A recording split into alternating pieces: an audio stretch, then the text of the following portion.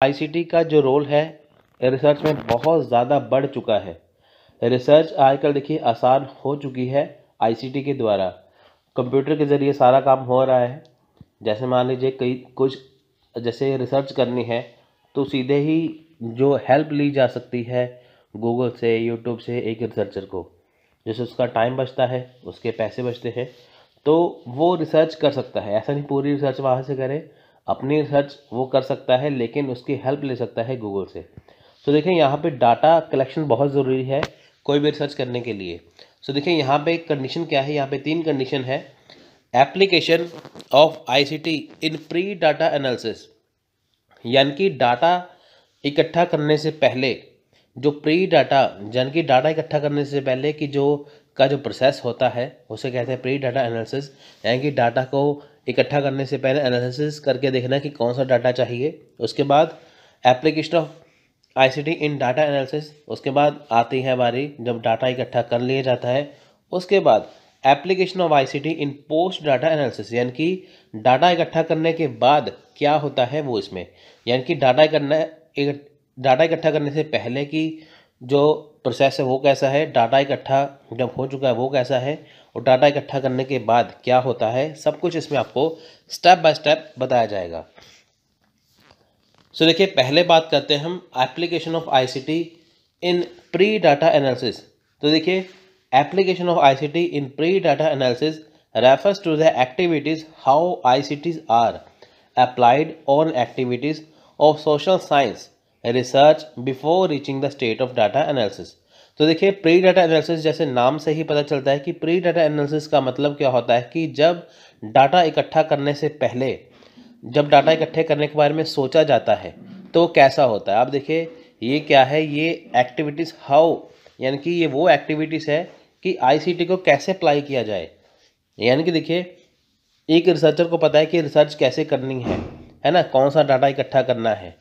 तो उसे मान लीजिए डाटा इकट्ठा करना है रिसर्च के लिए, लेकिन कौन सा डाटा इकट्ठा करना है और आईसीटी का प्रयोग कैसे करना है, आईसीटी कैसे अप्लाई करना है, तो उसके बारे में ये स्टेज आती है ना। यहाँ पे लिखा है ना, आईसीटीज आर अप्लाइड और activity of social science research before reaching the state of data analysis. यानी कि डाटा इकट्ठा करने से पहले ये देखा जाता है कि डाटा कैसे इकट्ठा करना है, कौन सा इकट्ठा करना है, वो चीज़। ये वो स्टेज है जब डाटा इकट्ठा नहीं किया जाता, जबकि डाटा इकट्ठा करने से पहले की जो प्रोसेस होता है, पहले की जो कंडीशन होती है, इसमें वो देखा जाता है कि डाटा इकट्ठा कैसे करना है, क्या करना है, कौन सा करना है।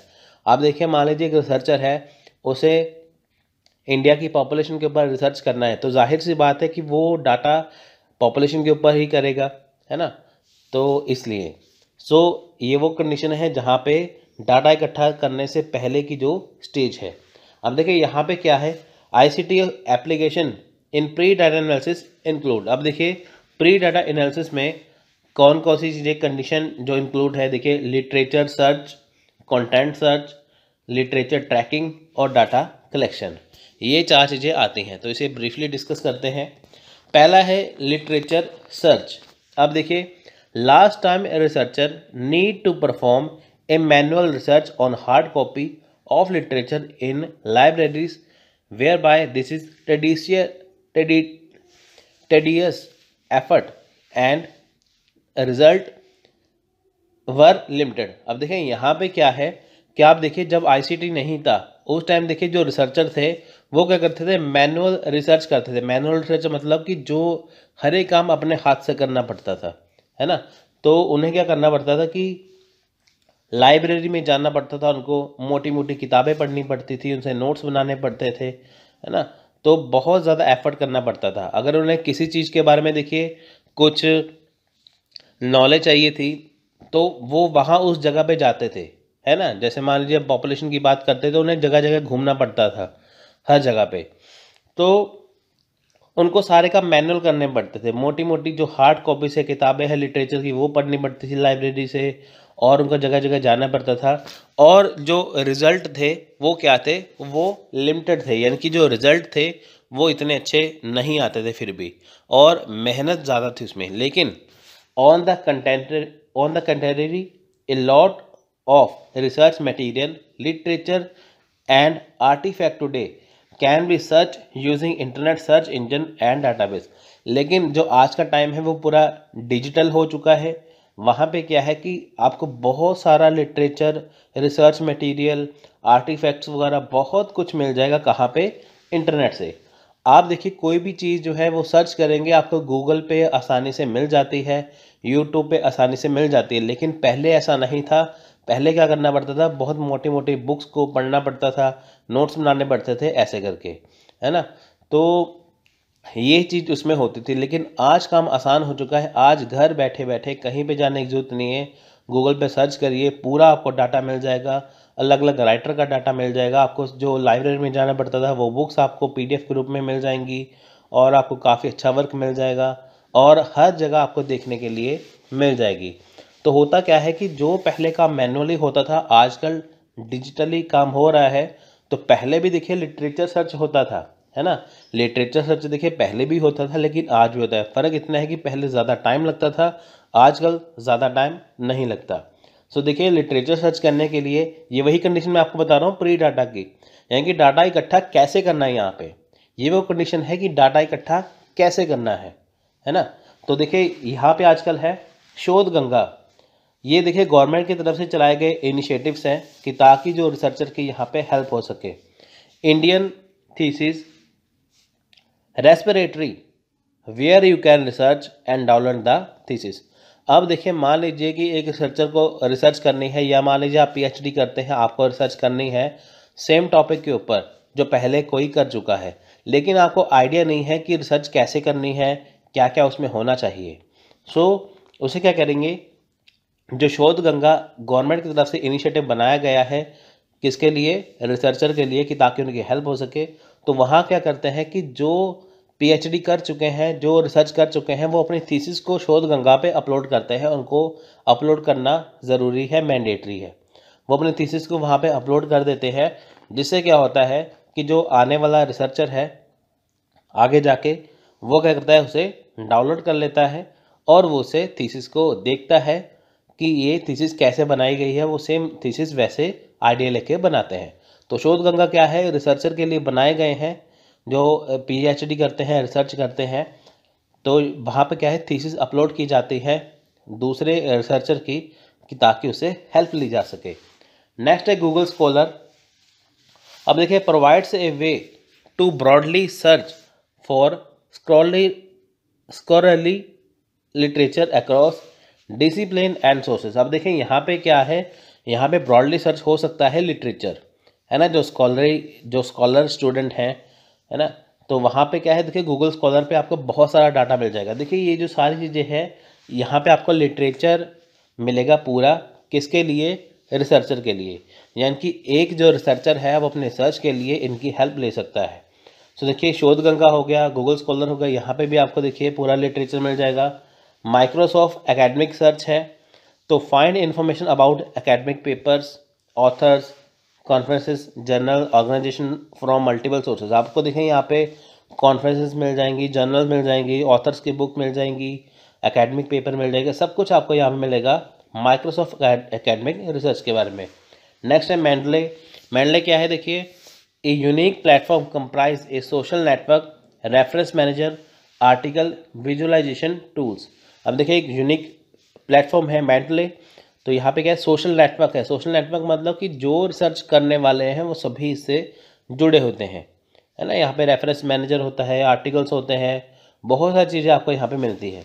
नेक्स्ट है SSRN, यानी कि social science research network, multi disciplinary online respiratory of scholarly research and related material in the social science. अब देखिए सोशल साइंस के बारे में जो भी रिलेटेड मटेरियल है वो यहाँ पे आपको ऑनलाइन सारा मिल जाता है।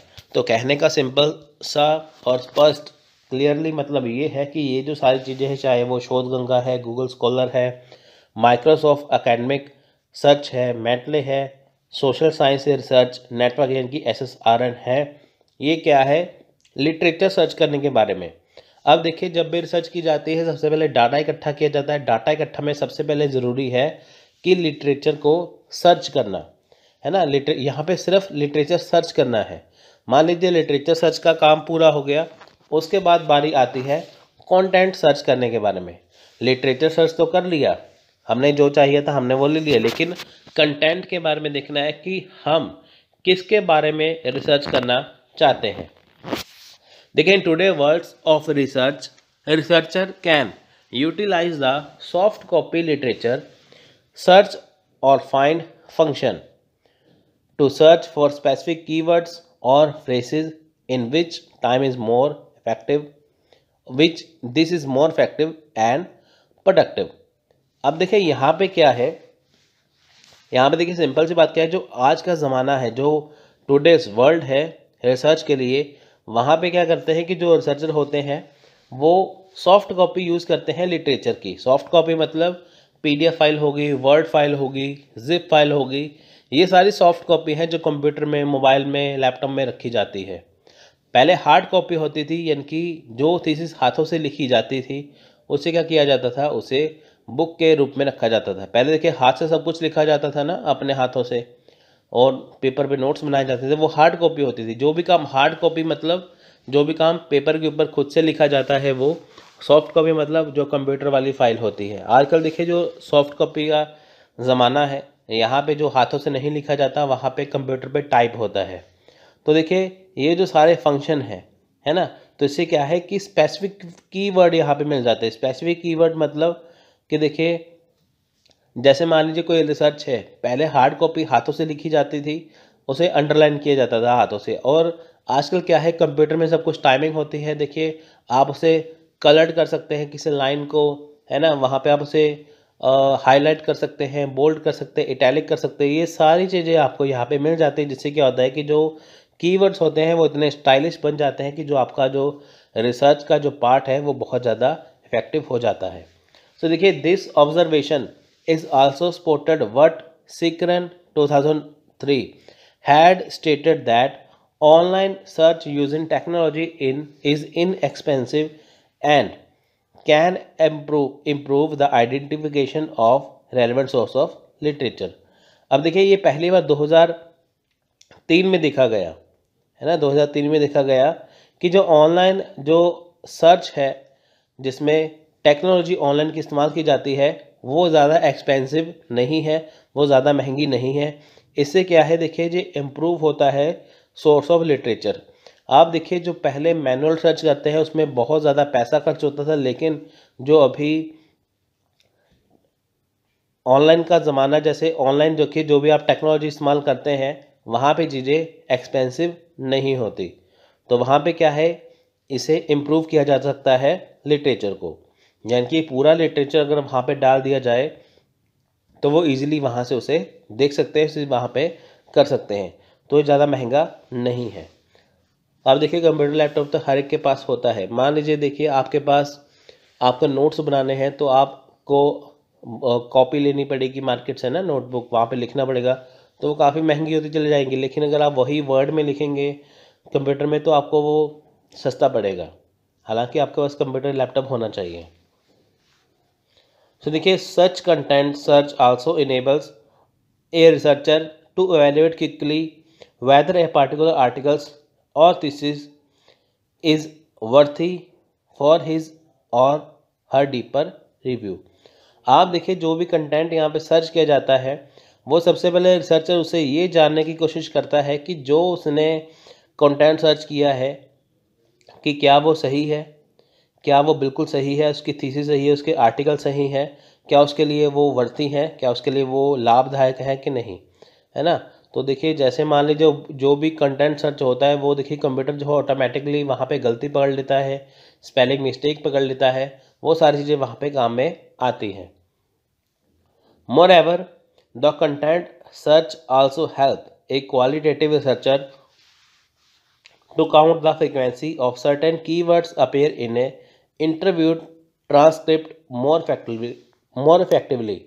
अब देखिए यहाँ पे जो कंटेंट सर्च होता है वहाँ पे देखिए हेल्प की जाती है क्वालिटेटिव रिसर्चर के बारे में। अब देखिए क्वालिटेटिव रिसर्चर क्या है कि जहाँ पे जो रिसर्चर जो है वो बहुत बढ़िया तरीके से अपने कंटेंट को बना रहा है एक अच्छे तरीके से, है ना। वहाँ पे देखिए फ्रीक्वेंसी काउंट की जाती है कीवर्ड्स की, कि वो कैसे कीवर्ड्स रखेगा, कैसे वो अपने सर्च को करेगा। कीवर्ड्स में होता है ना कि जैसे देखिए वो कितने अच्छे तरीके से वो बनाएगा अपनी रिसर्च को। वो कीवर्ड्स इस हिसाब से होते हैं कि वो कैसे शब्दों का इस्तेमाल करता है कंटेंट सर्च में।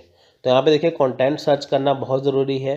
कंटेंट सर्च करने से क्या है कि जो भी आजकल हम ऑनलाइन देखिए जो चीज़ें वो सर्च करते हैं उसके ज़रिए पता लगाया जा सकता है कि रिसर्च जो कैसे करनी चाहिए, रिसर्च में क्या होना चाहिए। ठीक है फ्रेंड्स, तो आप देखिए कि सॉफ्ट कॉपी में जब भी काम होता है कंप्यूटर में बहुत आसान हो जाता है, जबकि हार्ड कॉपी में थोड़ा सा महंगा भी है और मुश्किल भी है।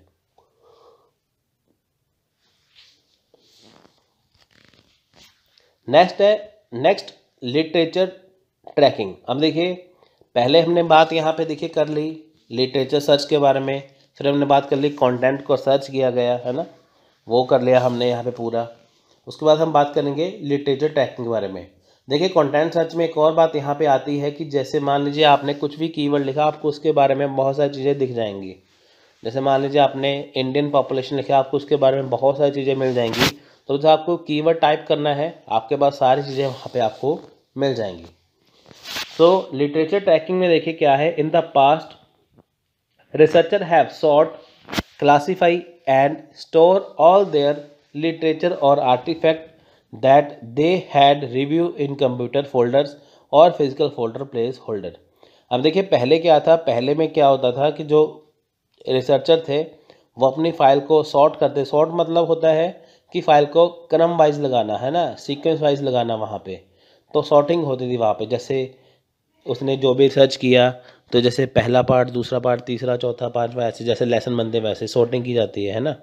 उसके बाद देखिए क्लासीफाई किया जाता था। क्लासीफाई मतलब कि ये किसके बारे में है, वो किसके बारे में, ऐसे करके जैसे मैंस को अलग कर दिया, वुमेंस को अलग कर दिया, है ना। मान लीजिए पॉपुलेशन कर रहे हैं, मैंस की पॉपुलेशन कितनी है, वुमेंस की कितनी है, चिल्ड्रन की कितनी है, ओल्ड व्यक्ति की कितनी है, ओल्ड पर्सन की, तो क्लासीफाई कर दिया। पहले सॉर्टिंग कर दी, फिर क्लासीफाई कर दिया, फिर उन्होंने स्टोर किया लिटरेचर को।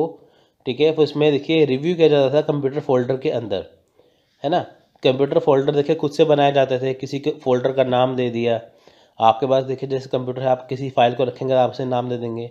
तो ये वो चीज़ें ऐसे करते थे।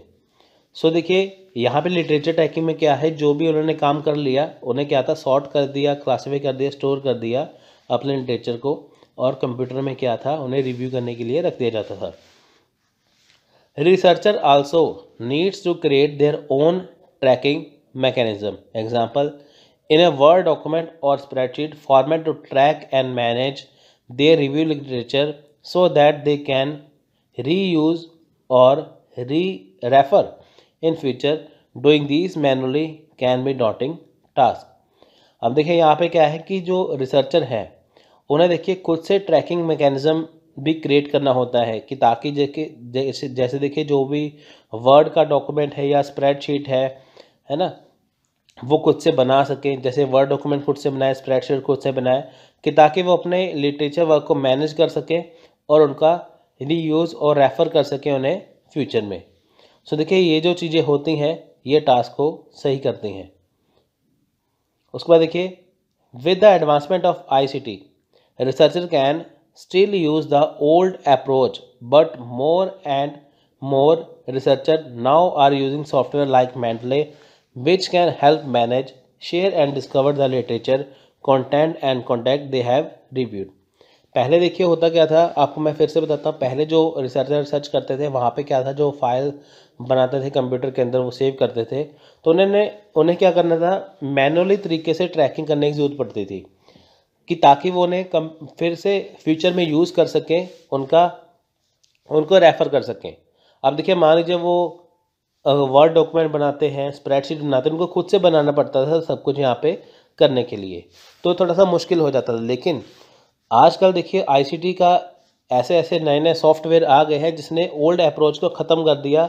और देखिए जो काम पहले कंप्यूटर में मैनुअली करना पड़ता था आजकल वो सॉफ्टवेयर की मदद से आसान हो जाता है। देखिए जैसे मैंडले सॉफ्टवेयर है, वो क्या करता है, वो हेल्प करता है मैनेज करने में, शेयर करने में, डिस्कवर करने के लिए लिटरेचर कंटेंट को या कॉन्टैक्ट को, है ना, जो उन्होंने रिव्यू कर लिया है।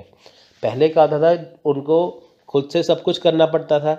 मान लीजिए रिसर्च कर ली, उसमें जो भी है ना, जो भी उन्होंने किया तो उन्हें वो खुद से स्प्रेडशीट बनानी पड़ती थी, खुद से वर्ड डॉक्यूमेंट में करना पड़ता था। लेकिन जो आजकल नया सॉफ्टवेयर आ गया है मेंडले, उसकी हेल्प से देखिए वो खुद से मैनेज कर सकते हैं, फाइल को शेयर कर सकते हैं, डिस्कवर कर सकते हैं फाइल को, और लिटरेचर कंटेंट को फिर से रिकवर कर सकते हैं।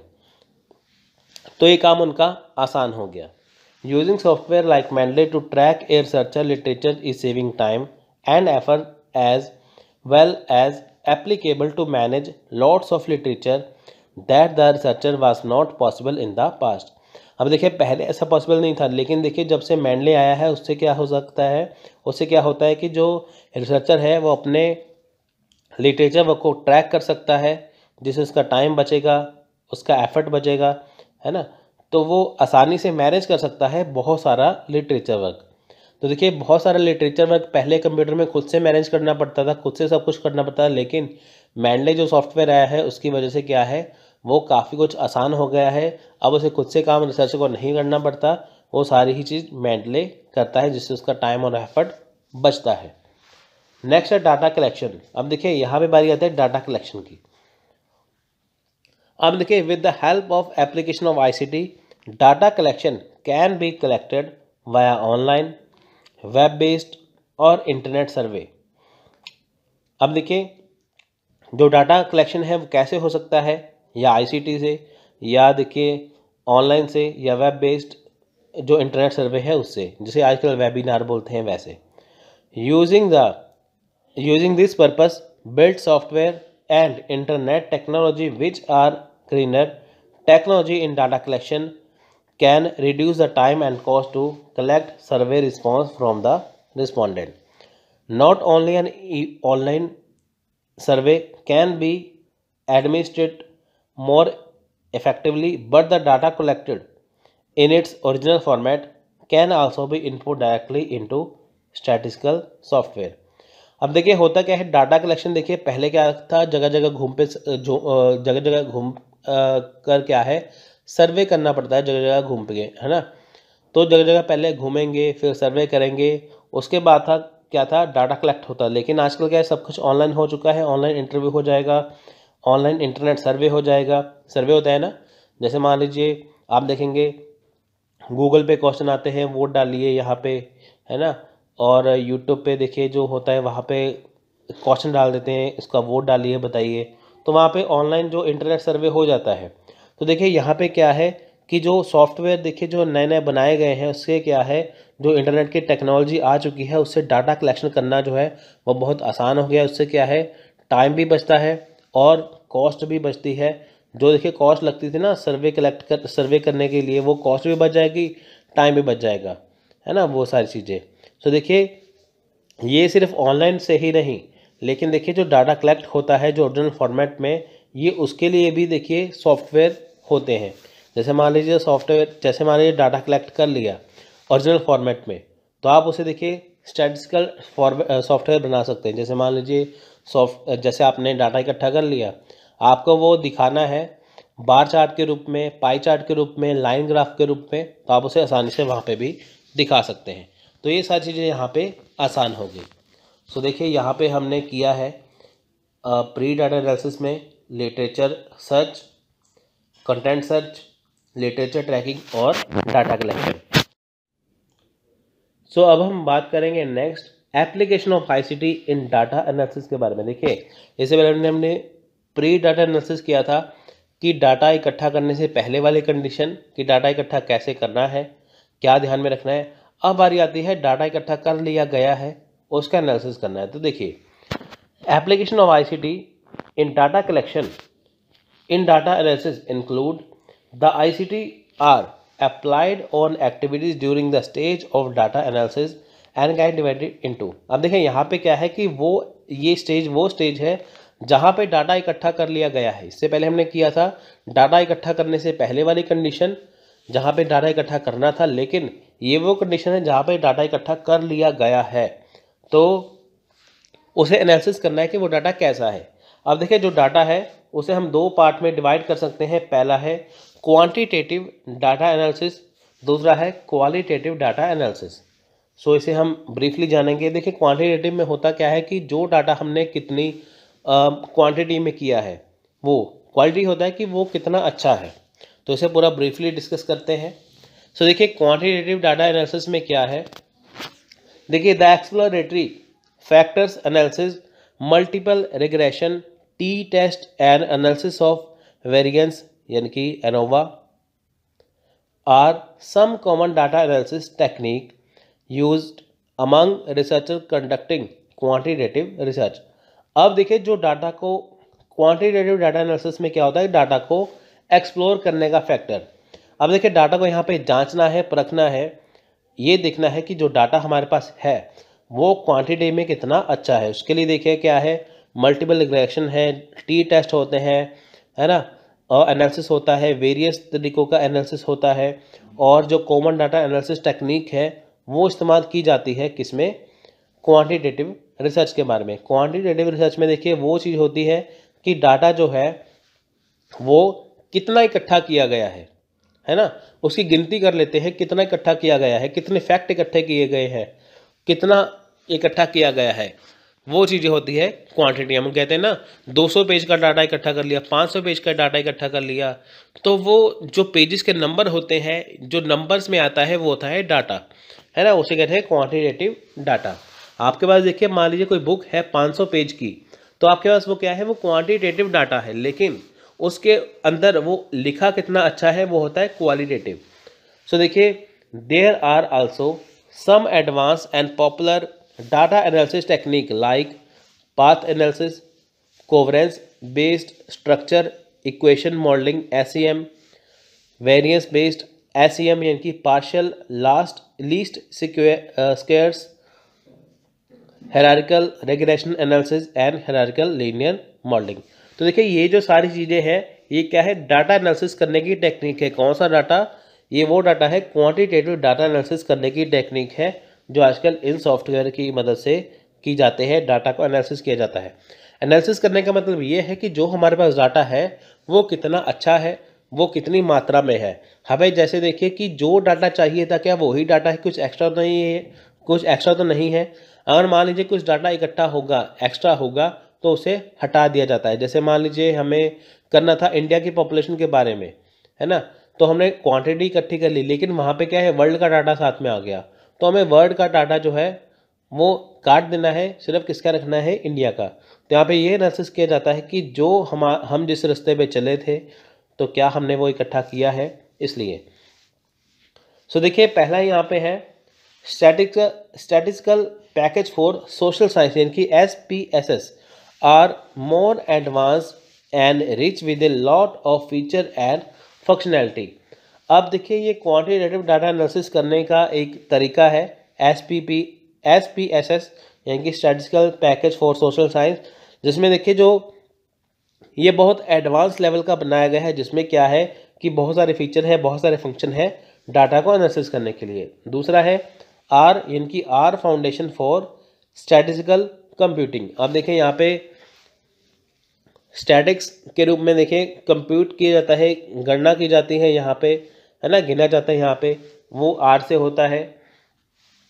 नेक्स्ट है मैटलैब। मैटलैब का मतलब क्या है कि मैथ का काम, मैथ वर्क, है ना, जो भी देखें हमारे डाटा में मैथ वर्क का काम है वो मैटलैब से होता है।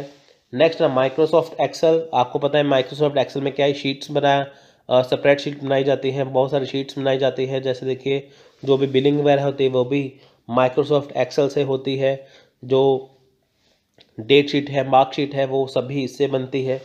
नेक्स्ट है SAS मतलब स्टैटिस्टिकल एनालिसिस सॉफ्टवेयर, ये भी यूज़ होता है क्वांटिटेटिव डाटा एनालिसिस में। नेक्स्ट है ग्राफैड, प्रिज्म, नेक्स्ट है मिनीटैब। ये सारी चीज़ें हैं डाटा एनालिसिस करने के लिए, लेकिन कौन सा डाटा, क्वांटिटेटिव डाटा को एनालिसिस करने के लिए, ये जानने के लिए जो हमारे पास डाटा है वो कितना है, उसमें मैथ का काम कितना है, उसमें स्टैटिक्स कितना है, उसमें बाकी पोर्शन कितना है, ये सब इसमें देखा जाता है। आप देखिए इनकी वजह से काम कितना आसान हो चुका है आजकल। पहले देखिए सब कुछ मैनुअल वर्क करना पड़ता था, सब कुछ देखना पड़ता, लेकिन आजकल इसकी वजह से क्या है, सब कुछ आसान हो गया और परफेक्शन आ गई।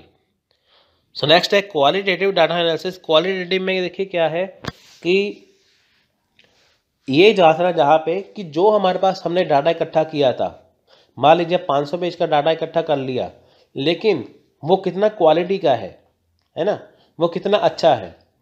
अब देखिए क्वांटिटी हमने देख ली कि 500 पेज का डाटा हमारे पास है, हमें तसल्ली होगी। जैसे स्टूडेंट करते हैं ना यूजीसी नेट के, जितनी मोटी बुक होती है उनको तसल्ली होती है कि हाँ हमारे पास 500 पेज की बुक है। तो लेकिन वो बुक में जो डाटा है वो कितना अच्छा है, कितना काम का है, वो सबसे ज़्यादा मैटर करता है। अब देखिए ये कंडीशन है कि आपके पास डाटा तो है, आपने डाटा देख लिया, लेकिन वो कितनी क्वालिटी क्या है, वो अच्छा है कि बुरा है, वो किससे जाना जाएगा, वो जाना जाएगा क्वालिटेटिव से। तो क्वालिटेटिव डाटा एनालिसिस में देखिए बहुत सारे सॉफ्टवेयर आते हैं इसको एनालिसिस करने के लिए। हमें यहाँ पे ये जांचना है कि जो हमारे पास डाटा है वो क्वालिटी उसकी कैसी है, अच्छी है, बुरी है, क्या है। तो देखिए NVivo ये क्या है, ये क्वालिटेटिव डाटा एनालिसिस के बारे में है कि क्वालिटी पता लगाना। Atlas.ti, मैक्सकड़ा, MXQDA, SPSS text analysis, ठीक है, जो हमने पीछे किया था वही वाला ये। यहाँ पे टेक्स्ट को एनालिसिस किया जाता है कि इसमें कोई गलती तो नहीं है, कोई सही है सब कुछ। नेक्स्ट है Transana can be used for video transcript in certain qualitative research. अब देखिए ट्रांसना भी यूज़ किया जाता है वीडियो ट्रांसक्रिपिंग के लिए, सो जिससे क्या है क्वालिटी का पता लगाया जा सके। सो देखिए ये सारी चीज़ें हैं इसके लिए। तो देखिए ये जो आपको नाम मैंने बताए हैं ये बहुत ज़रूरी है, एग्जाम में क्वेश्चन पूछ सकता है। बताइए इसका काम क्या होता है, क्वांटिटेटिव डाटा एनालिसिस के लिए, है ना, क्वांटिटेटिव डाटा एनालिसिस के लिए। इनका काम किसके लिए होता है, NVivo का, ये होता है क्वालिटेटिव डाटा एनालिसिस के लिए। सो देखिए यहाँ पे नेक्स्ट है, ये लास्ट पॉइंट है इसका, application of ICT in post data analysis. देखिए इससे पहले हमने किया था कि प्री डाटा एनालिसिस यानी कि वो कंडीशन जहाँ पे डाटा इकट्ठा कैसे करना है, डाटा एनालिसिस दूसरी कंडीशन जहाँ पे डाटा इकट्ठा कर लिया गया है, तो तीसरी कंडीशन डाटा इकट्ठा करने के बाद होता क्या है। सो देखिए application of ICT in post data analysis refer to the ICT are applied on the activities of research after completing the stage of data analysis which cover. अब देखिए डाटा इकट्ठा करने के बाद क्या होता है कि उस एक्टिविटी को देखना जो कंप्लीट जो स्टेज होते हैं डाटा एनालिसिस की, यानी कि पहले डाटा इकट्ठा देखना था, कैसे करना था प्री डाटा में, फिर डाटा इकट्ठा किया गया। अब डाटा इकट्ठा कर लिया गया है, उसका यूज़ कैसे करना है, और डाटा इकट्ठा करने के बाद ये देखना है कि उसे कैसे लागू करना है। तो वो है पोस्ट डाटा एनालिसिस। जो डाटा इकट्ठा किया गया है उसका करना क्या है। देखिए इसमें आता है सबसे पहले refers and bibliography compilation, article and thesis, dissertation discussing among researcher, supervisors etcetera, plagiarism detection and journal manuscript submission. So देखिए क्या करते जानते हैं इसे। सो देखिए पहला है रेफरेंस एंड बिब्लियोग्राफी कंपाइलेशन। अब देखिए few years back researcher tend to complete reference and bibliography manually. अब देखिए यहाँ पे क्या है, सबसे पहले बिब्लियोग्राफी है और जो रेफरेंस है वो सबसे पहले मैनुअली दिया जाता था। रेफरेंस और बिब्लियोग्राफी देखिए आपने देखा होगा जब भी आप कोई बुक पढ़ते हैं वहाँ पे देखिए रेफरेंस दिया जाता है ना बुक्स का, कि जैसे मान लीजिए आप कोई भी देखिए बुक्स लेते थे ना, वहाँ पे सबसे एंड में जहाँ पे पेज नंबर लिखा होता था वहाँ पे एक बुक का रेफरेंस दिया जाता था कि अगर आपको ये और अच्छे से करना है आप इसका रेफरेंस देख सकते हैं।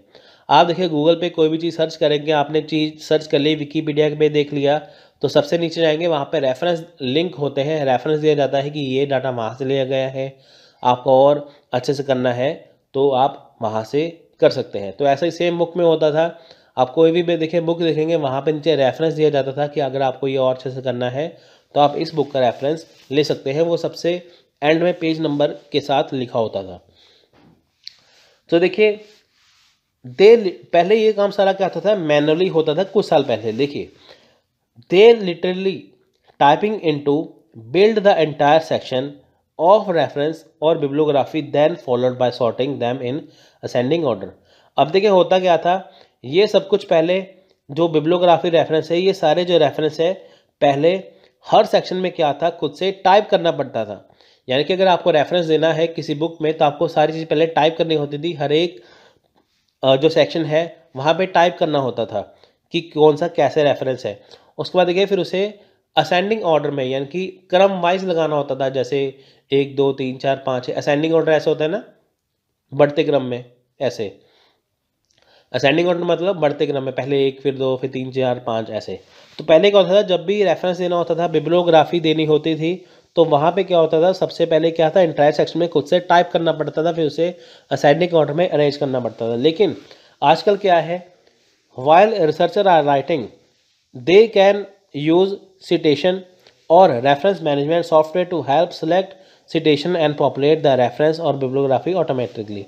लेकिन जो काम देखिए पहले मैनुअली करके उसे असेंडिंग करना पड़ता था, उसे क्रम वाइज लगाना पड़ता था, सीक्वेंस वाइज। लेकिन आजकल क्या है, सॉफ्टवेयर ऐसे आ गए हैं, तो वो उसकी रेफरेंस से क्या है कि सॉफ्टवेयर की हेल्प से क्या है, वो सिलेक्ट कर सकते हैं खुद से कि कहाँ पे क्या चीज़ लगानी है, तो ऑटोमेटिकली वहाँ पे वो चीज़ लग जाती है अपने आप। तो जो काम देखिए 5 दिन में 1 हफ्ते में होता था, वो क्या किस में होता था, 1 मिनट में 2 मिनट में। This type of research can improve researcher efficiency and accuracy while preparing their articles और thesis। अब देखिए यहाँ पे क्या है, इससे काम बहुत आसान हो गया। पहले देखिए उन्हें खुद से मैनुअली करके रेफरेंस देना पड़ता था, बिब्लियोग्राफी करनी पड़ती थी। लेकिन अब क्या है, ये काम ऑटोमेटिकली होने लगा, उनका टाइम भी बचा, उनका पैसा भी बचा, और यहाँ पे एक्यूरेसी भी आ जाती है। एक्यूरेसी मतलब जैसे मान लीजिए कहीं पे कुछ गलती हो जाए तो वहाँ पे वो उसे सुधार सकते हैं। सो देखिए ये सॉफ्टवेयर कौन से हैं रेफरेंस के लिए, जैसे देखिए एंड नोट्स है ना, रेफरेंस के लिए। बिब्लियोग्राफी के लिए क्या है, देखिए एंड नोट्स है, जोटेरो है, मेडले है। इससे क्या है, आसानी से रेफरेंस दिया जा सकता है, वो चीज़ें।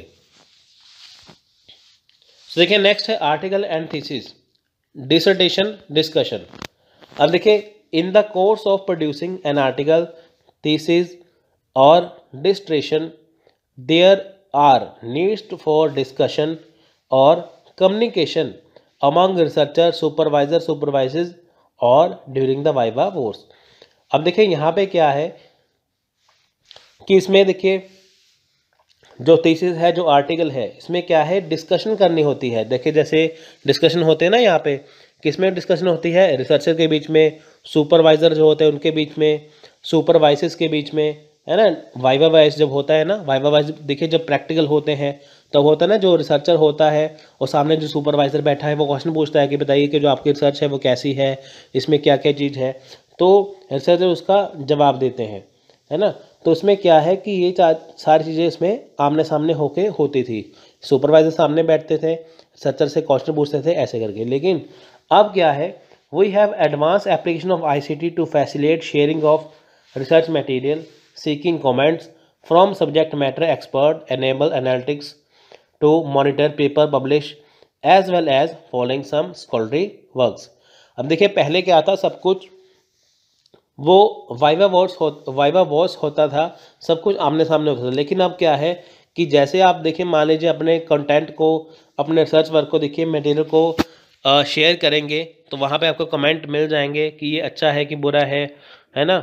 जैसे देखिए आपने किसी चीज़ के बारे में कुछ भी कर दिया, शेयर कर दिया फाइल को, अब उस चीज़ के बारे में देखिए जो भी एक्सपर्ट होंगे वो अपने अपनी राय देंगे, इसमें क्या कमियां हैं, क्या चीज़ सही है, तो आपको इसे पब्लिश करवाना चाहिए कि नहीं करवाना चाहिए।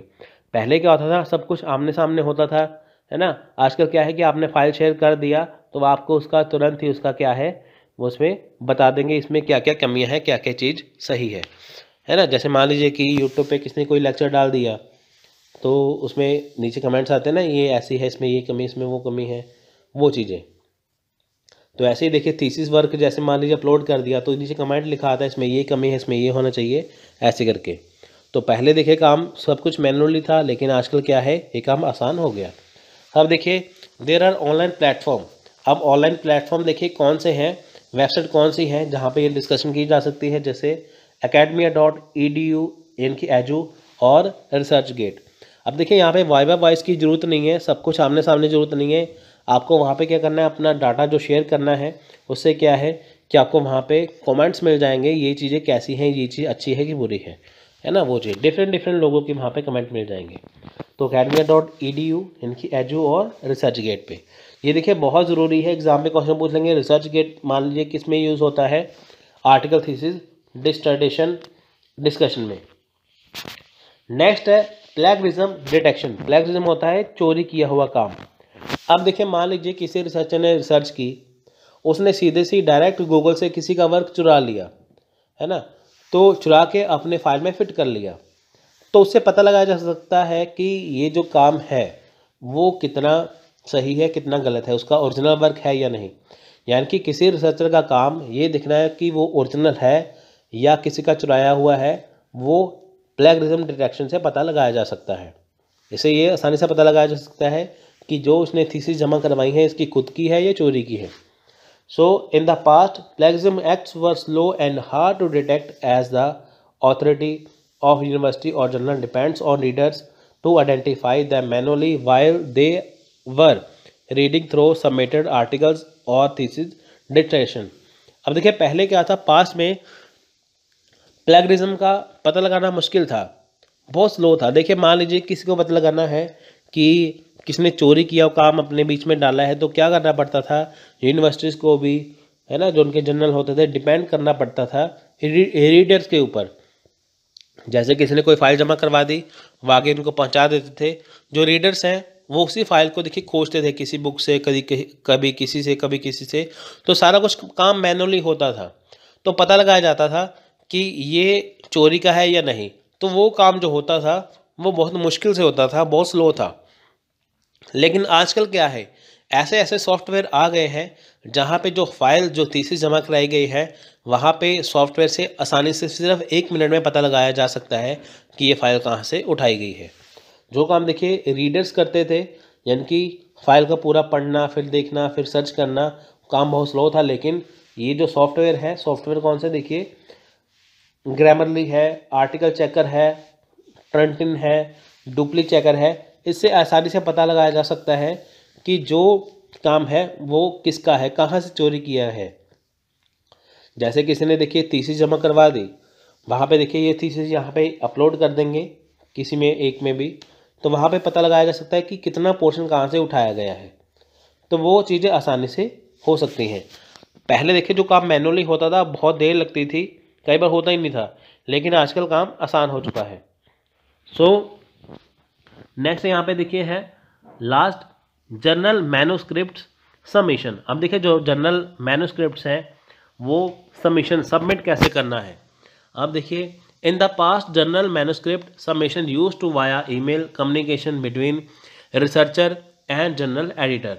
अब देखिए पहले क्या होता था कि जब भी जर्नल या मैन्युस्क्रिप्ट, जो जर्नल मैन्युस्क्रिप्ट होते थे उसे सबमिट करने के लिए देखिए इसमें ईमेल का इस्तेमाल होता था।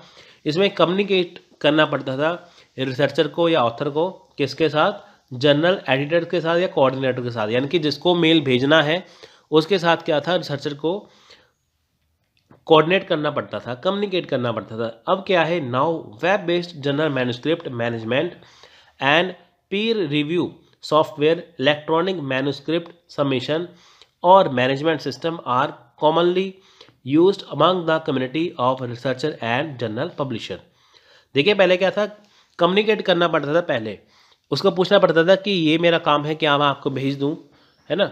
लेकिन आजकल क्या है, आजकल देखिए जो पीर रिव्यू सॉफ्टवेयर है, पीर रिव्यू सॉफ्टवेयर होते हैं मतलब कि जैसे एक रिसर्चर है, दूसरा उसका रिसर्चर वो सेम फील्ड का है, तो वो उसको, ऐसे सॉफ्टवेयर है उसको वो शेयर कर देते हैं अपने पीर को, अपने साथी को, तो उसमें वो पता लगा सकते हैं कि उसमें क्या क्या कमियां हैं। सो देखिए आजकल क्या है, इलेक्ट्रॉनिक मैन्युस्क्रिप्ट सबमिशन है, मैनेजमेंट सिस्टम है, बहुत सारी ऐसी चीज़ें आ गई हैं जिसमें आसानी से जर्नल्स को, पब्लिशर को आसानी से जो है वो अपना जर्नल मैन्युस्क्रिप्ट दिया जा सकता है, सबमिट करवाया जा सकता है। पहले ही काम देखिए मुश्किल था, पहले कम्युनिकेट करना पड़ता था, वो परमिशन दी या नहीं दी उसके ऊपर डिपेंड था। लेकिन आजकल ये काफ़ी कुछ आसान हो चुका है। Using such system can reduce their time of submission and checking the status of publishing। अब देखिए इसमें क्या था कि टाइम भी बहुत इसमें कम लगता है। जैसे देखिए पहले बहुत टाइम लगता था सबमिट करने के लिए, लेकिन अब टाइम क्या है वो बहुत कम लगता है। पहले क्या था, पब्लिश करवाने के लिए, देखिए बुक को पब्लिश करवाने के लिए, थीसिस को पब्लिश करवाने के लिए देखिए बहुत टाइम लगता था, लेकिन आजकल क्या है, सबमिट करवा दिया और सीधे ही चेकिंग हो जाती है पब्लिशिंग के लिए। So, moreover, using such system can greatly improve the productivity and quality of work to administrator, the summation as well as the peer review management, in which miscommunication, lost or delay of communication can be minimized। हम देखिए यहाँ पे क्या है कि आजकल ऐसे system आ चुके हैं जहाँ पे देखिए बहुत सारी चीज़ें इम्प्रूव कर दी गई है। जैसे देखिए जो वर्क है क्वालिटी उसको इम्प्रूव कर दिया है, क्वालिटी वर्क का, है ना। सबमिट करवाने के बाद जैसे मान लीजिए वो वर्क जो सबमिट करवा दिया गया है, जो पीर रिव्यू है, उसके बाद देखिए अगर कुछ मिसकम्युनिकेशन हो जाता है, जैसे मान लीजिए कि पहले क्या होता था कि जब फाइल सबमिट की वहाँ पे कम्युनिकेट नहीं कई बार हो पाता था, फाइल कई बार लॉस्ट हो जाती थी। लेकिन आजकल क्या है कि एक बार फाइल दे दी, पीर रिव्यू आ गया तो उससे मिसकम्युनिकेशन नहीं होता, लॉस्ट नहीं होता, डिले नहीं होता, ये सब कुछ चीज़ें हट गई हैं। पहले देखिए जब मैनुअली तौर पे दिया जाता था कई बार फाइल लॉस्ट हो जाती थी, लेकिन आजकल जैसे यहाँ पे देते हैं ऑनलाइन के ज़रिए, तो ये सब कुछ यहाँ पे काम कम हो चुका है। सो देखिए नेक्स्ट है, इसमें देखिए जो सॉफ्टवेयर है, अब कौन से सॉफ्टवेयर है जिसमें सबमिट की जा सकती है मैन्युस्क्रिप्ट पब्लिशिंग के लिए, है ना। तो देखिए जैसे एल्सेवियर है, विली है, सेज पब्लिकेशन एटसेट्रा। इनमें देखिए आप डायरेक्ट अपनी मैन्युस्क्रिप्ट को यहाँ पे सबमिट करवा सकते हैं, तो वो आसानी से पता लगा लेंगे ये पब्लिश करने लायक है या नहीं। तो पहले क्या होता था, पहले कम्युनिकेट करना पड़ता था, लेकिन आजकल इनको सीधे ही आप दे देंगे तो सीधे ही यहाँ पे पूरा रिव्यू हो जाता है।